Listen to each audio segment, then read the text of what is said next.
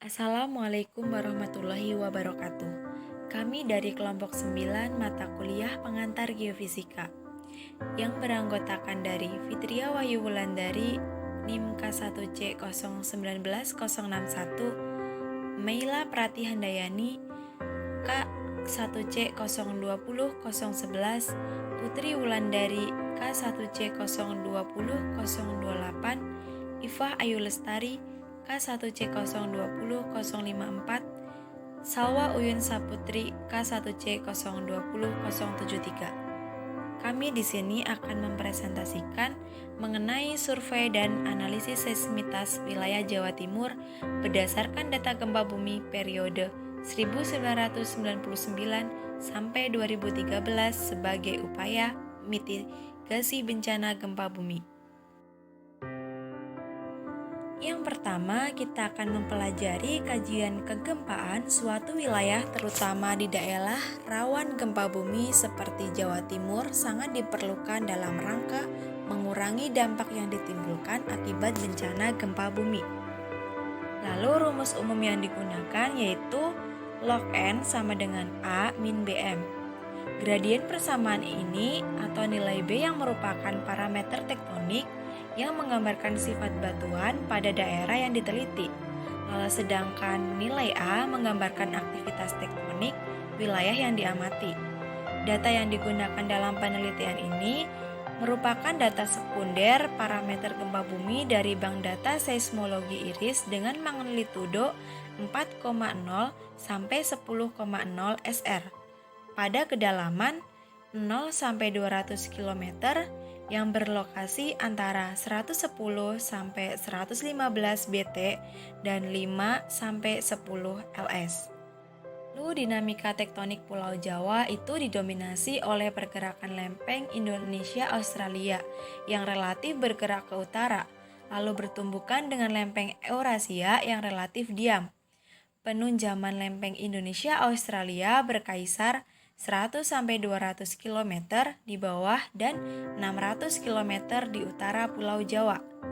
Dengan posisi geodinamika tersebut perlu adanya upaya antisipasi berupa peringatan gempa bumi, yaitu dengan analisis tingkat seismitas pada daerah yang bersangkutan. Salah satu cara untuk menganalisis aktivitas seismik suatu daerah dalam upaya mitigasi adalah dengan menganalisis hubungan antara frekuensi kejadian gempa bumi dan magnitudo gempa bumi, atau yang dinamakan dengan frekuensi magnitudo distribution. Penelitian ini difokuskan pada keadaan aktif seismik berdasarkan analisis statistik keadaan nilai indeks seismitas di wilayah Jawa Timur. Apabila terdapat dua buah gaya yang bekerja dengan arah yang berlawanan pada batuan kulit bumi, maka batuan tersebut itu akan terdeformasi atau mengalami perubahan bentuk. Hal ini dikarenakan batuan mempunyai sifat yang elastis. Apabila gaya yang bekerja pada batuan dalam waktu yang lama dan terus-menerus, maka lama-kelamaan daya dukung pada batuan akan mencapai batas maksimum dan akan mulai terjadi pergeseran. Akibatnya, batuan akan mengalami patahan secara tiba-tiba sepanjang bidang fault. Setelah itu, batuan akan kembali stabil, namun sudah mengalami perubahan bentuk dan posisi. Pada saat batuan mengalami gerakan yang tiba-tiba, akibat pergeseran batuan itu energi stres. Bisa dilihat pada gambar 1 di bawah ini yang tersimpan akan dilepaskan dalam bentuk getaran yang kita kenal sebagai gempa bumi.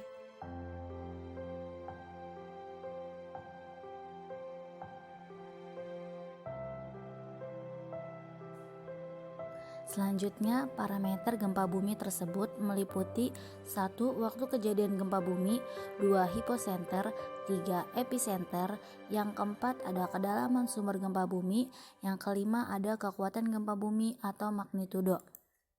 Selanjutnya, seismisitas pada saat ini dinyatakan sebagai suatu sistem data serasi yang dapat memberikan suatu gambaran atau informasi secara sistematis tentang karakteristik dan aktivitas gempa bumi pada suatu daerah dalam jangka waktu tertentu.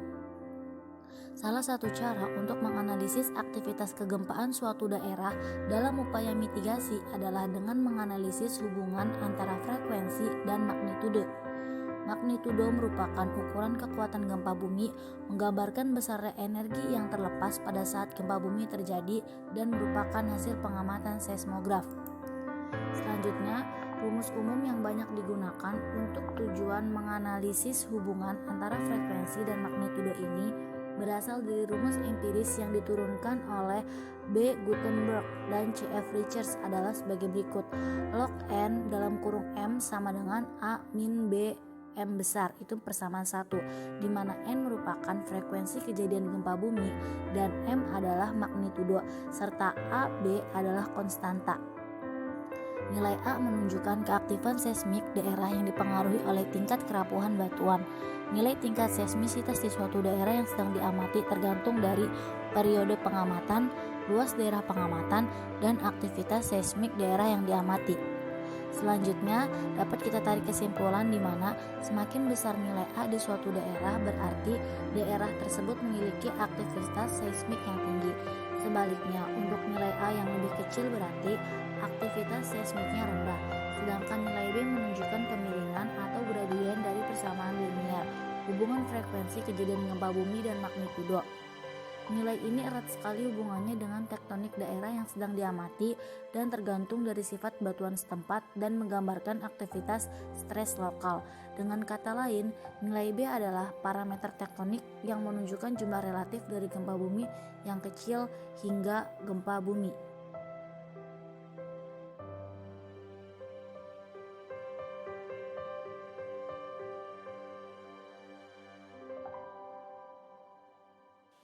Penelitian tentang analisis tingkat seismitas periode tahun 1999 sampai 2013, wilayah Jawa Timur ini dikerjakan dengan metode maximum likelihood. Maximum likelihood estimation atau MLE merupakan metode penaksiran parameter dari gugus data yang mengikuti sebaran distribusi tertentu. Nah, metode maximum likelihood ini merupakan metode estimasi parameter yang memaksimumkan fungsi kemungkinan. Nah, likelihood adalah nilai y-axis dari data yang fix. Nah, distribusinya ini dapat diubah-ubah.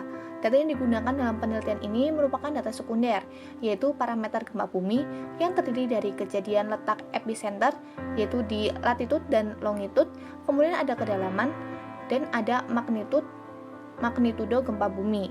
Nah, data tersebut diperoleh dari portal data seismologi IRIS dengan magnitudo 4-10 SR dan kedalaman 0-200 km. Dengan daerah penelitian berlokasi di 110 derajat sampai 105 derajat bujur timur dan 5 derajat sampai 10 derajat lintang selatan. Nah, berikut ini ada tabel 1 yaitu persamaan konversi magnitude moment. Nah, bisa dilihat pada tabel 1 persamaan konversi magnitudo moment, yaitu mengonversi seluruh magnitudo gempa bumi menjadi magnitudo moment atau MW. Nah, hal ini itu dilakukan karena magnitudo moment tidak mengalami saturasi. Bisa dilihat ya, untuk MW-nya itu berapa bisa dilihat pada layar kalian masing-masing. Jadi, daerah yang akan ditentukan parameter keaktifan seismik itu A dan B adalah wilayah Jawa Timur yang terletak pada antara 110 derajat sampai 115 derajat bujur timur dan 5 derajat sampai 10 derajat lintang selatan. Nah, periode yang digunakan dalam penelitian ini yaitu antara tahun 1999 sampai 2013. Pembagian wilayah ini dilakukan untuk melakukan perbandingan tingkat seismitas. Nah, wilayah 1 terletak pada 110,02 derajat sampai 112,490 bujur timur dan 5 derajat sampai 10 derajat lintang selatan. Sedangkan untuk wilayah 2 terletak pada 112,5 derajat sampai 114,95 derajat bujur timur dan 5 derajat sampai 10 derajat lintang selatan. Pembagian wilayah ini dilakukan karena distribusi zona gempa atau pola aktivitas kegempaan pada masing-masing wilayah Jawa Timur berbeda-beda. Masing-masing pada wilayah 1 terdapat 109 gempa bumi utama dan 221 gempa bumi utama pada wilayah 2. Terlihat bahwa pusat-pusat gempa terdistribusi sebagian besar di daerah lautan selatan Jawa Timur atau Laut Jawa. Sedangkan Pusat gempa di daratan adalah di sepanjang wilayah utara wilayah Jawa Timur jarang terjadi gempa bumi. Nah, penggambaran pada peta tersebut didasarkan pada letak epicenter gempa bumi. Titik merah menandakan letak epicenter gempa bumi pada wilayah 1, sedangkan untuk titik ungu menandakan letak epicenter pada wilayah 2, dan dapat dilihat bahwa gempa-gempa yang terjadi pada wilayah 1 itu lebih besar dan lebih banyak dibandingkan dengan wilayah 2, sehingga aktivitas seismik sering terjadi pada wilayah 1 dibandingkan pada wilayah 2. Nah, berikut ini ada merupakan hasil analisis parameter-parameter gempa bumi dengan metode maksimum likelihood. Berikut ini merupakan hasil olah data dan analisis dengan Z-map. Bisa dilihat di layar kalian masing-masing ya. Pada gambar ketiga ini merupakan gambar grafik histogram distribusi frekuensi gempa bumi untuk rentang magnitudo 4,9 sampai 6,4 SR pada wilayah 1. Lalu gambar 4 ini juga merupakan grafik histogram distribusi frekuensi gempa bumi untuk rentang magnitudo 4,8 sampai 6,3 SR pada wilayah 2 Jawa Timur. Nah, dari perbandingan histogram pada gambar ketiga dan keempat, yaitu frekuensi kejadian gempa bumi pada kurun waktu 14 tahun, antara tahun 1999 sampai tahun 2013. Pada umumnya, gempa bumi banyak terjadi pada rentang waktu tahun 2000 sampai 2010. Pada wilayah 1, gempa bumi terbanyak terjadi pada tahun 2006, yaitu sebanyak 74 gempa bumi utama. Sementara untuk wilayah 2, gempa bumi paling banyak terjadi pada tahun 2007, sebanyak 35 gempa bumi utama. Dari grafik histogram tersebut dapat dikatakan bahwa wilayah 2 sering mengalami kejadian gempa bumi daripada wilayah 1. Di sini di gambar 5 ini juga merupakan grafik histogram distribusi frekuensi gempa bumi terhadap magnitudo wilayah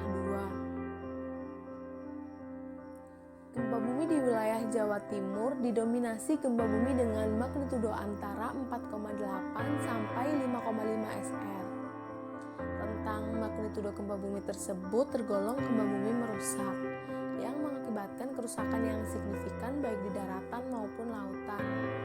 Namun, gempa bumi tersebut sering terjadi di lautan daripada di daratan dengan kondisi litologi seperti itu. Maka wilayah Jawa Timur rentan akan gempa bumi dan tanah longsor.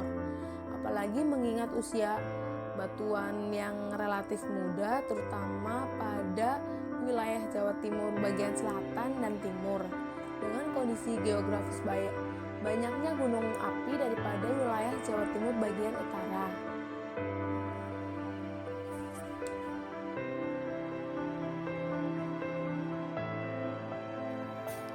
Selanjutnya ditunjukkan pada gambar 6 terdapat histogram distribusi frekuensi gempa bumi terhadap kedalaman untuk rentang magnitudo 4,8 sampai 6,3 skala Richter di wilayah 2 periode 1999 sampai 2013. Dari gambar tersebut dilihat bahwa pada umumnya gempa bumi sering terjadi pada kedalaman 30 sampai 39,3 km di bawah permukaan bumi untuk wilayah 1. Sementara itu, pada wilayah 2, gempa bumi sering terjadi pada 30 sampai 49,7 di bawah permukaan bumi.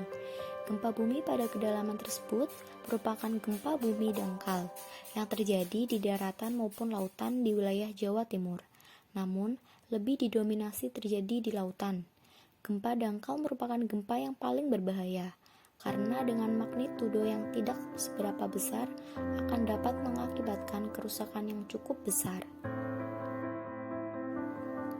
Selanjutnya, pada gambar 7 dapat dilihat grafik distribusi frekuensi gempa bumi terhadap magnitudo untuk rentang magnitudo 4,9 sampai 6,4 skala Richter di wilayah 1 periode 1999 sampai 2013. Dapat disimak gambarnya. Jadi, nilai A menunjukkan tingkat keaktifan seismik wilayah 1 dengan nilai A sebesar 11,7 yang menunjukkan wilayah 1 Jawa Timur memiliki aktivitas kegempaan yang tinggi dibandingkan dengan wilayah 2. Maka semakin besar nilai A, semakin besar pula wilayah 1 aktivitas kegempaannya. Dan sebaliknya untuk nilai A yang kecil berarti aktivitas seismik pada wilayah 2 Jawa Timur juga kecil. Didapatkan nilai B sebesar 1,86.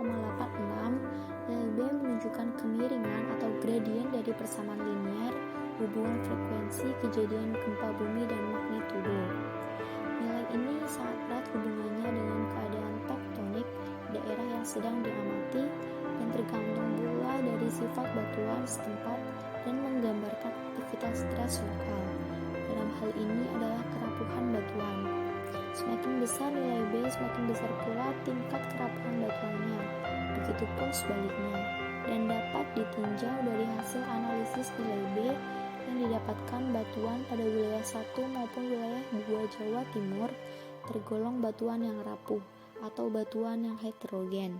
Stres yang dikandung tidak besar karena langsung dilepaskan melalui terjadinya gempa-gempa kecil yang banyak, yaitu berkisar 4,8 sampai 5,5 skala Richter.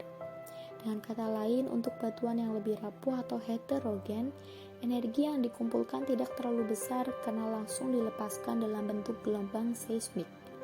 Batuan aluvium kuarter dan batuan sedimen berumur tersier yang terkandung dalam struktur litologi wilayah Jawa Timur memiliki densitas atau rapat massa batuan yang besar.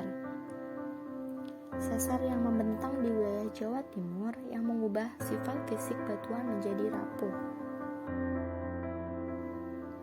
Cukup sekian presentasi yang dapat disampaikan dari kelompok kami. Apabila banyak